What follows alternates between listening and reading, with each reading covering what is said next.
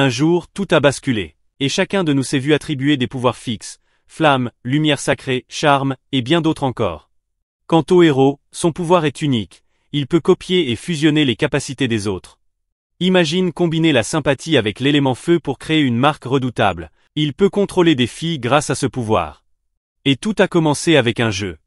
Le protagoniste, Kang Jin-hyuk, était le meilleur joueur de ce jeu terriblement difficile, un jeu où les boss étaient quasiment impossibles à vaincre, capables de décimer des groupes entiers. Dans cet immense monde ouvert, presque tout le monde avait abandonné. Mais tu ne devineras jamais la suite, le jeu est devenu réalité. Tous les monstres ont déchiré les murs dimensionnels. La reine vampire, les anciens dragons volants, tous se sont matérialisés dans le monde réel, dans la grande tour des épreuves. Simultanément, chaque personne a reçu des pouvoirs. La foule est en ébullition. Dès qu'il a appris la nouvelle, Kang Jin-hyuk s'est précipité vers la tour des épreuves, où une immense foule s'était déjà rassemblée. Car, dès le début du jeu, on peut obtenir de bons équipements ici. Ceux qui connaissent le jeu savent que c'est le moment idéal pour prendre de l'avance. Et comme prévu, quelques instants plus tard, la fontaine au centre de la place trembla, libérant une énorme énergie. Puis, de gigantesques arbres surgirent du sol. C'était exactement comme dans le jeu. La mangrove avide du début. Manger ces fruits augmentait les statistiques de base.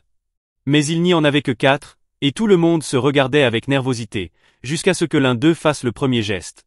Tout le monde se jeta alors dessus dans une frénésie. Bousculade. Cris. Et une bousculade s'ensuivit. Kang Jin-hyuk, lui, resta immobile, car il savait que ce n'était pas le bon moment. En effet, les fruits furent volés, et l'arbre démoniaque commença à riposter. Sous les coups agressifs des lianes, le sol fut déchiré. La foule qui pensait que ce serait facile, réalisa enfin que le jeu était réellement difficile. Et maintenant, c'était le monde réel. Quand les gens sont tués, ils meurent pour de bon. Mon Dieu, je pense que je suis mort ici au moins 50 fois, se dit Kang. Face à la folie du pillage, les gens fuyaient. Kang, quant à lui, restait calme. Un joueur vétéran en costume le remarqua alors, et voyant son air confiant, lui proposa de s'allier pour récupérer le trésor ultime. Kang pointa une branche qui ressemblait à une canne et dit « D'accord, approchons-nous des deux côtés. N'hésite pas, sinon tu es fichu. » Ils s'élancèrent presque simultanément. L'arbre réagit immédiatement. Une liane se jeta sur Kang Jin-hyuk. Mais où était-il? Le joueur en costume, avec un sourire malveillant, se tenait à distance. Il avait trahi Kang, l'utilisant comme appât. Mais Kang sourit lui aussi, et esquiva habilement la liane, qui effleura son épaule droite, et se dirigea droit vers l'homme en costume. « C'est toi l'appât, idiot !» cria Kang. Les branches de l'arbre enveloppèrent le corps du traître, qui hurla désespérément à l'aide. Mais Kang ne se retourna pas. Pourquoi aider quelqu'un qui venait de le trahir? L'homme fut étouffé par les branches, et tué d'un seul coup. La vraie bataille commençait maintenant. Kang Jin-hyuk se précipita vers le boss. Les lianes frappaient de toutes parts. Mais il restait impassible, 35 degrés à gauche, 45 degrés à droite. En tant que seul maître du jeu, Kang Jin-hyuk pouvait éviter les attaques du boss uniquement grâce à sa mémoire musculaire. Mais ce n'était pas la partie la plus difficile. La vraie clé pour vaincre ce niveau était autre. Avec une agilité fantomatique, Kang fit en sorte que deux lianes s'entrechoquent, rebondissant pour frapper le boss lui-même. Voilà la véritable difficulté de ce passage. Et enfin, le cœur du démon arbre fut exposé. Kang ramassa une branche pointue. C'est ça, la confiance d'un grand joueur. Kang Jin-hyuk avait traversé ce genre de situation des milliers de fois. Il fendit les ronces pour finalement atteindre le boss démoniaque de l'arbre. 1000 papillons hypnotiques apparurent, mais il retint son souffle, fonçant droit vers son objectif, le cœur de la mangrove. D'un geste précis, il plongea une branche dans le cœur du boss. Les feuilles de l'arbre tremblèrent de douleur, tandis que les yeux de Kang Jin-hyuk brillaient comme des éclairs. Sa main gauche s'éleva, prête à cueillir la victoire.